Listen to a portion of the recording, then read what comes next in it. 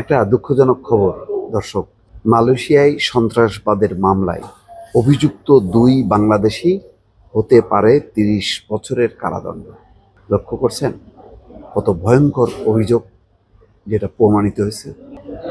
এটার কি আপনি এটার মানে কিভাবে প্রতিশোধ, কোন ওষুধ দিয়ে আপনি এগুলি সারবেন এই রোগ?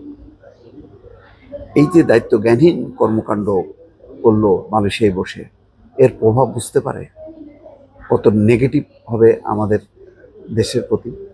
এবং এমন সময় এই খবরটা আসলো যখন ডক্টর মোহাম্মদ ইউনূস কেবলই মালয়েশিয়া সফর করে আসলেন। তার বন্ধু, অত্যন্ত ঘনিষ্ঠ বন্ধু আনোয়ার ইব্রাহিম, দেখেন আনোয়ার ইব্রাহিম ছাড়া অন্য কোনো দেশের সরকার কিন্তু রাষ্ট্রীয় পর্যায়ে এই ধরনের প্রোটোকল দেয়নি।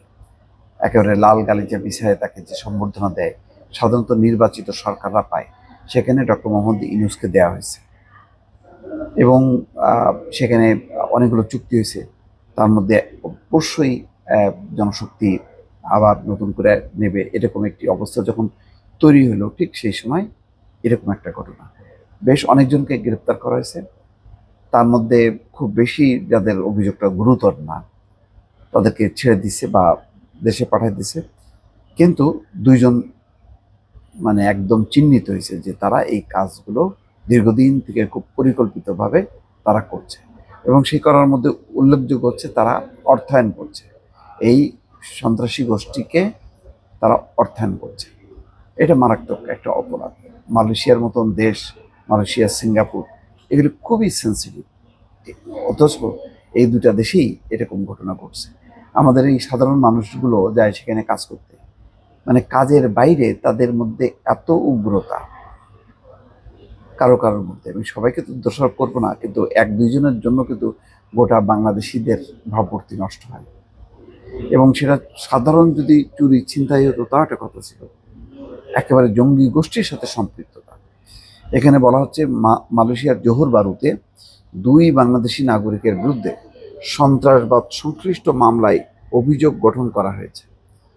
শুক্রবার সেশনস কোর্টে ৩১ বছর বয়সী মোহাম্মদ মামুন আলীর বিরুদ্ধে অভিযোগ আনা হয় যে তিনি ২০২৩ সালের ২৮শে জুলাই থেকে ২০২৪ সালের ৩০ এপ্রিল পর্যন্ত শাহিফুল্লাহ ইসলাম নামের ফেসবুক অ্যাকাউন্ট ব্যবহার করে ইসলামিক স্টেট আইএস সন্ত্রাসী সংগঠনকে সমর্থন দিয়েছেন। দণ্ডবিধির ১৩০ ধারায় আনা এই অভিযোগে দোষী সাব্যস্ত হলে যাবজ্জীবন কারাদণ্ড বা সর্বোচ্চ ৩০ বছর পর্যন্ত তার কারাদণ্ড হতে পারে এই দুজনের। অপর অভিযুক্ত ২৭ বছর বয়সী রেফাত বিশাতের বিরুদ্ধে অভিযোগ, তিনি চলতি বছরের ১০ জুলাই বিকাল ৪টা ৩০ লার্কিন ইন্ডাস্ট্রিয়াল এস্টেটের একটা বাড়িতে ব্যবহৃত হনর X6-এ মোবাইল ফোনে আইএসের পতাকার ছবি রেখেছিলেন।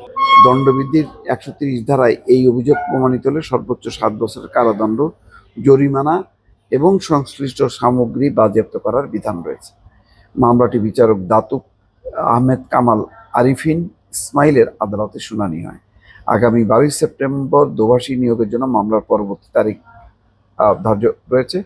রাষ্ট্রপক্ষের হয়ে মামুন আলীর মামলায় deputy public prosecutor Mariam Jamia অব মানাফ এবং রেফাত বিশাদের মামলায় নূর আইনিয়া রিদওয়ান উপস্থিত ছিলেন, তবে অভিযুক্তদের পক্ষে কোনো আইনজীবী ছিলেন না, থাকেও না। এসব অভিযুক্তদের পক্ষে কেউ দাঁড়ায় না, এবং এদের নির্মম পরিণতি হয় শেষ পর্যন্ত সারা জীবন ওই জেলেই কাটাইতে হবে। চিন্তা করেন, এর বাবা মা, এর একটা ফ্যামিলি আছে বাংলাদেশে, তাদের লক্ষ্য ছিল যে সন্তান যা বাইরে যাবে, পরিশ্রম করবে, টাকা পাঠাবে, তাদের মুখ উজ্জ্বল করবে, ভাগ্য ফেরাবে। তার পরিবর্তে দেখেন কত জঘন্য অপরাধের সাথে তারা জড়াই গেল। এবং এই একজন দুইজন আপনার কাছে মনে হচ্ছে যে না বাকিরা তো ভালো আছে, না, কিন্তু এর একটা তো ইম্প্যাক্ট আছে। একজন পাকিস্তানি বা একজন ইন্ডিয়ান যখন কি খারাপ আচরণ করে, তখন পুরো দেশ জাতি সম্পর্কে আমাদের একটা বিতৃষ্ণা জন্ম নেয় না? তেমনটাই তো। কত ভয়ঙ্কর অপরাধ, কি ধরনের উগ্রবাদিতা তাদের মাথার মধ্যে আসলো যে একেবারে সবচেয়ে বিশ্বের সবচেয়ে বড় সন্ত্রাসী গোষ্ঠী হচ্ছে আইএস, তার সাথে তাদের সম্পৃক্ততা। এইগুলোর আসলে ভাষা হারায় যায়। এগুলি ঘটনাগুলো যখন বিশ্লেষণ করতে বসি বা খবরটা দেখি, তখন একেবারেই মাথা হেট হয়ে যায়।